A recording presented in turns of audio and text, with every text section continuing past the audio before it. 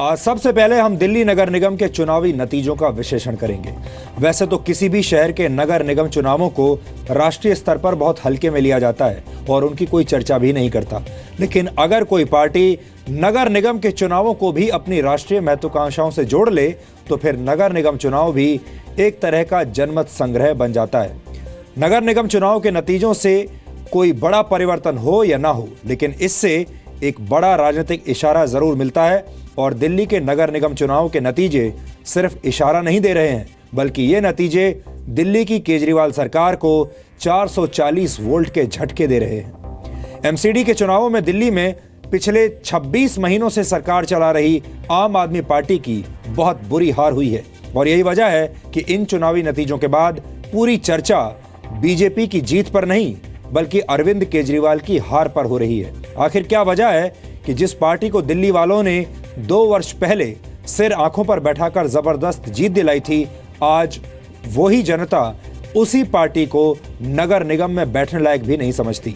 इस सवाल का जवाब हम ढूंढेंगे, लेकिन सबसे पहले आपको बहुत संक्षेप में चुनावी नतीजे बता देते हैं। दिल्ली की तीनों नगर निगमों के 270 वार्ड्स पर हुए चुनावों में बीजेपी को सबसे ज्यादा 181 वार्ड्स पर जीत मिली है, जबकि दूसरे नंबर पर आम आदमी पार्टी रही जो सिर्फ 48 वार्ड्स ही जीत पाई। ये भी विडंबना है कि आज से 2 वर्ष पहले 2015 में जब दिल्ली के विधानसभा चुनाव हुए थे तो आम आदमी पार्टी को 70 में से 67 विधानसभा सीटों पर जीत मिली थी, लेकिन आज एमसीडी के चुनाव में वो 67 वार्ड्स भी नहीं जीत पाई। यहां तक कि आम आदमी पार्टी के 38 उम्मीदवारों की जमानत भी जब्त हो गई। चुनावी नतीजों में तीसरे नंबर पर कांग्रेस रही जिसे सिर्फ 33 वार्ड्स पर जीत मिली है। वहीं 11 वार्ड्स पर अन्य उम्मीदवारों को जीत मिली है। पिछले 10 वर्षों से दिल्ली के तीनों नगर निगमों में बीजेपी का राज था और यह बात भी सच है कि बीजेपी पर नगर निगम में कोई खास काम न करने के आरोप भी लगे, लेकिन इसके बावजूद लोगों ने बीजेपी पर ही भरोसा जताया और ऐसा इसलिए हुआ क्योंकि दिल्ली के लोगों का भरोसा अरविंद केजरीवाल और उनकी पार्टी से उठ चुका है। आपको याद होगा, आज से 3 वर्ष पहले 2014 में जब लोकसभा चुनाव हुए थे तो अरविंद केजरीवाल दिल्ली के मुख्यमंत्री की कुर्सी छोड़कर देश के प्रधानमंत्री बनने का सपना देखने लगे थे। अरविंद केजरीवाल की राष्ट्रीय नेता बनने की महत्वाकांक्षा इतनी बढ़ गई थी कि वो सीधे प्रधानमंत्री नरेंद्र मोदी के खिलाफ चुनाव लड़ने के लिए वाराणसी पहुंच गए थे। यह अलग बात है कि उन्हें वाराणसी में बहुत बुरी हार मिली थी, लेकिन यह वो वक्त था जब अरविंद केजरीवाल घमंड में चूर थे और अपने आप को प्रधानमंत्री पद का उम्मीदवार समझने लगे थे। और आज की हालत यह आ गई है कि केजरीवाल अगर एमसीडी का चुनाव भी लड़ें तो शायद हार जाएं। अरविंद केजरीवाल की आम आदमी पार्टी ने 2014 में देश भर में 432 लोकसभा सीटों पर चुनाव लड़ा था और इनमें से उनके 414 यानी 96% से ज्यादा उम्मीदवारों की जमानत जब्त हो गई थी। आम आदमी पार्टी को सिर्फ पंजाब से लोकसभा की 4 सीटें मिली थी और यही वजह है कि इसी वर्ष पंजाब में हुए विधानसभा चुनावों में अरविंद केजरीवाल पूरे दल बल के साथ चुनाव लड़ने के लिए पहुंच गए, लेकिन पंजाब में अरविंद केजरीवाल की पार्टी को बहुत बुरी हार मिली। चुनावों से पहले पंजाब में क्लीन स्वीप का दावा करने वाले केजरीवाल सिर्फ 20 सीटों पर ही सिमट कर रह गए। पंजाब के साथ साथ इसी वर्ष उन्हें गोवा में भी जबरदस्त हार मिली। गोवा में उनके 39 में से 38 प्रत्याशियों की जमानत जब्त हो गई। अरविंद केजरीवाल के चुनावी इतिहास को देखकर ऐसा लगता है कि अगर वो खुद भी दिल्ली के नगर निगम के चुनावों में खड़े होते तो शायद इस बार हार जाते, क्योंकि दिल्ली की जनता ने उन्हें पूरी तरह से रिजेक्ट कर दिया है। यहां इस बात का भी विश्लेषण होना चाहिए कि जिस पार्टी ने भ्रष्टाचार से लड़ने का वादा किया था, एक अलग तरह की साफ सुथरी राजनीति करने का दावा किया था, देश को एक अलग उम्मीद उन्होंने दी थी और ये वादा किया था कि वो इस देश की राजनीति को बदल कर रख देंगे, उस पार्टी की ऐसी स्थिति आखिर इतने कम समय में कैसे हो गई? दरअसल अरविंद केजरीवाल ने जब आम आदमी पार्टी बनाई थी तो उन्होंने बार बार यह कहा था कि उनका पूरा फोकस दिल्ली पर होगा। वो पहले दिल्ली को बेहतर बनाएंगे, दिल्ली में काम करके दिखाएंगे और उसके बाद ही वो किसी और राज्य में चुनाव लड़ने के बारे में सोचेंगे। लेकिन जैसे ही दिल्ली वालों ने उन्हें सत्ता की चाबियां दी, केजरीवाल रीजनल से नेशनल होने का सपना देखने लगे। लेकिन उनका यह सपना ना तो 2014 में सच हुआ और ना ही आगे सच होता दिखता है। वैसे केजरीवाल चाहें तो इस मामले में उत्तर प्रदेश के पूर्व मुख्यमंत्री अखिलेश यादव से कुछ सीख सकते हैं। उत्तर प्रदेश में अखिलेश यादव भले ही चुनाव हार गए हों, लेकिन उन्होंने कभी भी राष्ट्रीय महत्वाकांक्षा नहीं पाली। उत्तर प्रदेश विधानसभा चुनाव से पहले मैंने उनका एक इंटरव्यू किया था और ये उनसे सवाल पूछा था, और तब अखिलेश यादव ने कहा था कि वो दिल्ली जाने का सपना नहीं देखते हैं। बहुत सारे लोग ऐसा भी मानते हैं कि 2019 के लिए ये चुनाव बहुत महत्वपूर्ण है और हो सकता है कि आपका नाम भी प्रधानमंत्री के पद के लिए आ जाए उस वक्त, क्योंकि age is on your side. देखिए, आपकी ऐसी कुछ एम्बिशंस हैं? देखिए, मैं सपना देखता हूँ, लेकिन इतना बड़ा सपना नहीं देखता हूँ मैं। मेरा सपना केवल उत्तर प्रदेश तक है। मुझे जनता मौका देगी तो मैं काम करूँगा। यही एक्सप्रेसवे जो मैं लखनऊ तक ले आया हूँ, ये मैं गाजीपुर और बलिया तक पहुँचाना चाहता हूँ। ये मेट्रो का काम पूरा हो जाए, एक्सप्रेसवे के किनारे मंडियाँ और स्किल डेवलपमेंट के बड़े बड़े सेंटर, जिससे नौजवानों को ट्रेनिंग और रोज़गार देने के लिए व्यवस्था बना सकूँ। अभी शहरों में 24 घंटे बिजली दी है, गांव में भी 24 घंटे बिजली उपलब्ध करा दूं। यही मेरा बड़ा सपना है। अभी प्रधानमंत्री तक नहीं सोचना है, क्योंकि जो लखनऊ में रहता है वो ज़्यादा दिनों तक रह सकता है, जो दिल्ली चला जाएगा बहुत कम समय तक रह पाएगा। इसलिए दिल्ली से दूर रहेगा वो ज़्यादा राज करेगा। तो मेरा ये मानना है कि मैं जितने दिन उत्तर प्रदेश में रहूँगा, शायद मैं राजनीति में अच्छा कर पाऊँगा। तो अखिलेश यादव वैसे तो उत्तर प्रदेश का चुनाव हार गए, लेकिन अखिलेश यादव से अरविंद केजरीवाल ये सीख जरूर ले सकते हैं कि जब सपना देखो तो वो भी लिमिट में रहकर देखो। इतना बड़ा सपना मत देखो कि आप उस सपने को बर्दाश्त ना कर पाएं। और जैसा कि कह रहे थे अखिलेश यादव कि वो प्रधानमंत्री पद का सपना नहीं देखते, लखनऊ में रहना चाहते हैं, दिल्ली नहीं आना चाहते। लेकिन अरविंद केजरीवाल ने ठीक इसके उलट काम किया। वो चाहते तो दिल्ली में मन लगाकर काम कर सकते थे। दिल्ली की जनता ने उन्हें बहुत मौका दिया, लेकिन उन्होंने प्रधानमंत्री बनने के सपने देखने शुरू कर दिए, और वो भी पहले ही दिन से। वैसे हमारे देश का राजनीतिक इतिहास ये बताता है कि आज तक कोई भी क्षेत्रीय पार्टी सही मायनों में कभी भी राष्ट्रीय पार्टी नहीं बन पाई। हालांकि हर क्षेत्रीय पार्टी का नेता सपना यही देखता है कि एक दिन वो राष्ट्रीय पार्टी खड़ी कर लेगा और एक दिन प्रधानमंत्री बन जाएगा। अरविंद केजरीवाल ने भी यही सोचा और इसीलिए इतनी सारी सीटों पर उन्होंने लोकसभा चुनाव लड़ा।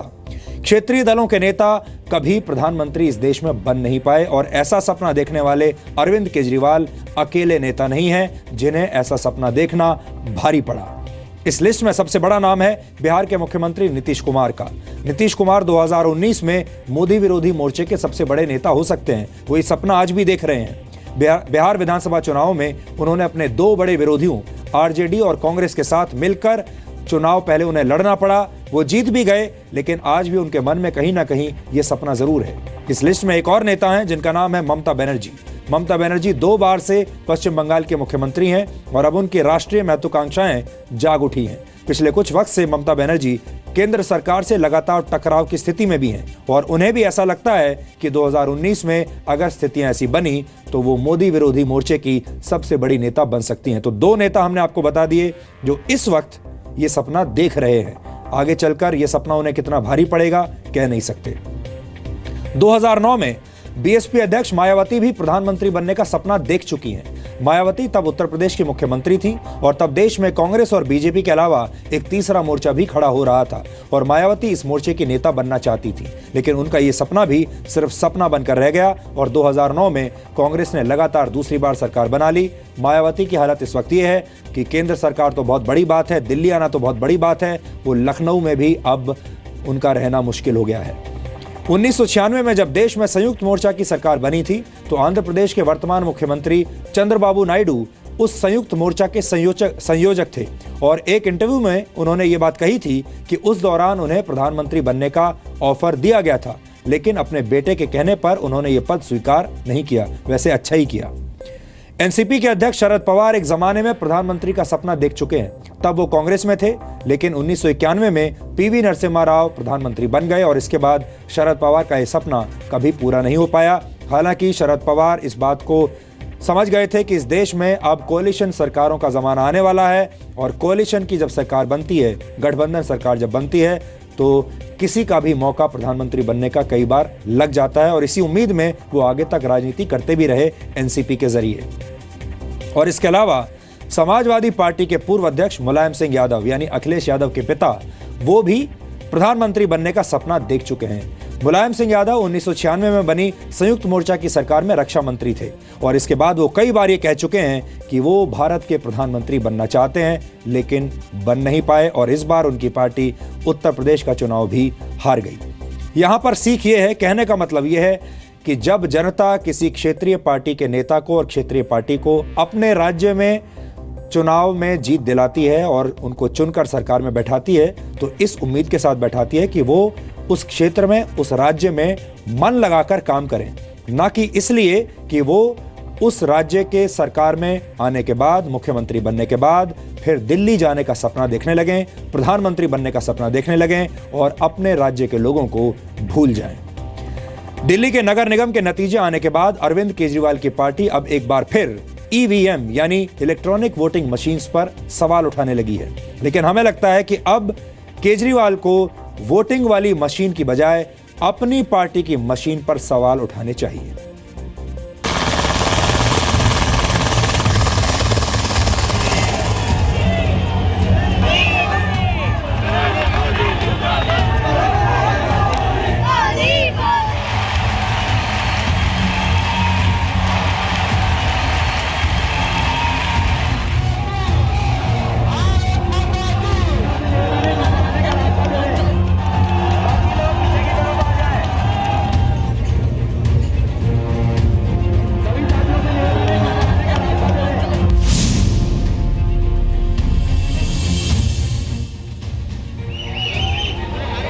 दिल्ली में 2015 की महाजीत के बाद सिर्फ 2 साल में अरविंद केजरीवाल, आम आदमी पार्टी, उनके दावे, वादे और इरादे सब पर झाड़ू चल गए।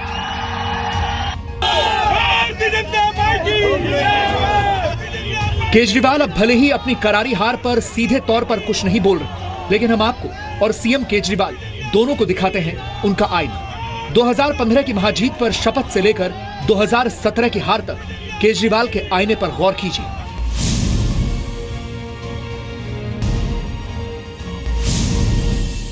इंसान का इंसान से हो भाईचारा, यही पैगाम हमारा। इस संसद के अंदर बलात्कारी बैठे हैं, इस संसद के अंदर हत्यारे बैठे हैं, इस संसद के अंदर लुटेरे बैठे हैं। मुझे तो अब धीरे धीरे लगने लगा है कि ये संसद ही इस देश की सबसे बड़ी समस्या बनती जा रही है। 2015 में अरविंद केजरीवाल ने घमंड न करने की भी शपथ ली थी, मगर उसके बाद क्या किया, ये इस आईने में देखिए।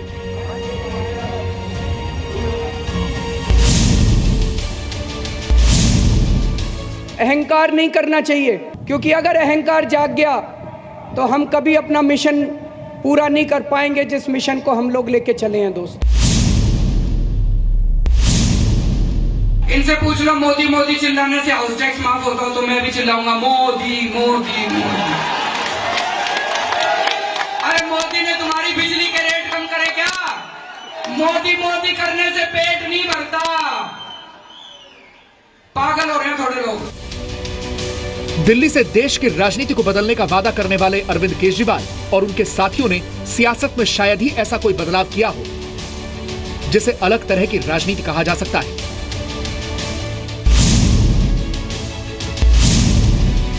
आज हमारे अंदर कॉन्फिडेंस है कि 5 साल के अंदर दिल्ली से भ्रष्टाचार खत्म करके दिखा देंगे।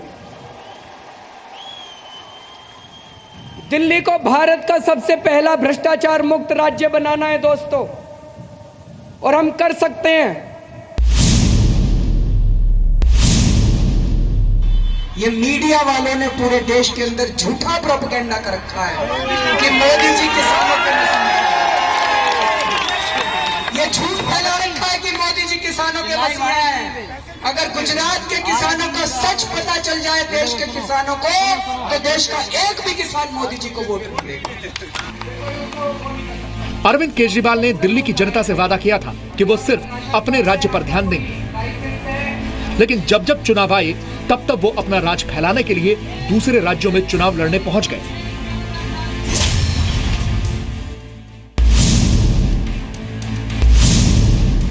मैं 5 साल तक दिल्ली में रहकर केवल और केवल दिल्ली की जनता की सेवा करूंगा।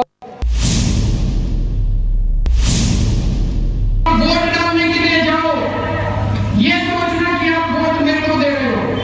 जो मंत्री मुख्यमंत्री बने, पंजाब से नशा दूर करने की जिम्मेदारी मेरी है। केजरीवाल ने कभी दिल्ली के विकास का वादा किया था, लेकिन एमसीडी चुनावों में एग्जिट पोल के नतीजे देखकर हार के डर से इतना घबरा गए कि चुनाव आयोग की ईंट से ईंट बजाने की बात कहने लगे। मैं आज इतना आपको वादा करता हूं, 24 घंटे काम करेंगे हम लोग, हमारी पूरी टीम। मैं, मेरे मंत्री, मेरे एमएलए 24 घंटे काम करेंगे। अगर परसों ये नतीजे आते जो कल रात को हुए हैं तो ईद से एक गुजारे नहीं कर सकती है। एमसीडी चुनाव में बड़ी जीत के सारे सपनों पर हार की झाड़ू चल गई तो उन्होंने ईवीएम पर ही सवाल उठा दिया। 2015 की महाजीत भी ईवीएम से ही निकली थी, लेकिन अब करारी हार का सारा ठीकरा वो मशीन पर फोड़ रहे हैं। मुझे ये तो पता था कि दिल्ली के लोग मुझे प्यार करते हैं, हमें प्यार करते हैं, लेकिन मुझे ये नहीं पता था कि दिल्ली के लोग हम लोगों को इतना प्यार करते हैं। 70 में से 67 सीटें हम बार बार ये कह रहे हैं कि ये जो मशीनें हैं इनके साथ छेड़छाड़ की जा रही है और बहुत बड़े स्तर के ऊपर की जा रही है। ये एक तरह से रोंगटे खड़े कर देता है कि क्या इस देश के अंदर अब चुनाव निष्पक्ष हो रहे हैं? अब लोग वोट डाल रहे हैं कि मशीनें वोट डाल रही हैं? आम आदमी पार्टी के लिए एमसीडी चुनावों के नतीजे किसी सदमे से कम नहीं है। एमसीडी के चुनाव नतीजों ने आम आदमी पार्टी की हार के जख्म एक बार फिर से हरे कर दिए हैं। दिल्ली में 2013 का विधानसभा चुनाव जीतकर पहली बार में ही अरविंद केजरीवाल की पार्टी बहुमत के करीब पहुंच गई। 2015 में ऐतिहासिक जीत मिली और तब इसे केजरीवाल की लहर बताया गया, लेकिन 2 साल में ही झाड़ू का जादू खत्म हो गया और अब पार्टी दफ्तर पर सन्नाटा है और आम आदमी पार्टी के नेताओं के पास हार को लेकर जवाब नहीं बल्कि ईवीएम पर सवाल है। हार के बाद केजरीवाल की पार्टी में खलबली मच गई है। ईवीएम और बीजेपी के खिलाफ आग उगलने वाले नेता कैमरों के फोकस से बच रहे हैं, लेकिन पार्टी के कई नेता खुलकर केजरीवाल के ईवीएम वाले आरोपों को साफ तौर पर खारिज कर रहे हैं। ये बात जरूर ईवीएम की उठ रही है, पर मुझे मालूम है जमीनी हकीकत क्या थी, कहाँ कहीं चूक हुई है। मैं बिल्कुल एक व्यक्तिगत तौर पे मैं अपनी चांदी चौक विधानसभा की बात कर रही हूँ, मेरी जिम्मेदारी। मैं देखूंगी, बात करती हूँ। अपने कैंडिडेट्स अभी आए हैं, उनसे मैं बात कर रही हूँ कि क्या वहाँ कहाँ से कितना वोट पड़ा, कहाँ चूक हुई। हमें लोगों ने वोट नहीं दिया, ये एक सच्चाई है। हम चुनाव हारे हैं, विजेताओं को हमने बधाई दी है। मनोज तिवारी जी को मैंने व्यक्तिगत तौर पर इस शानदार जीत की बधाई दी है। नए नगर निगम के साथ तालमेल बना के हम लोग काम करेंगे और दिल्ली, अच्छी दिल्ली, बेहतर दिल्ली के लिए मिलकर काम करेंगे।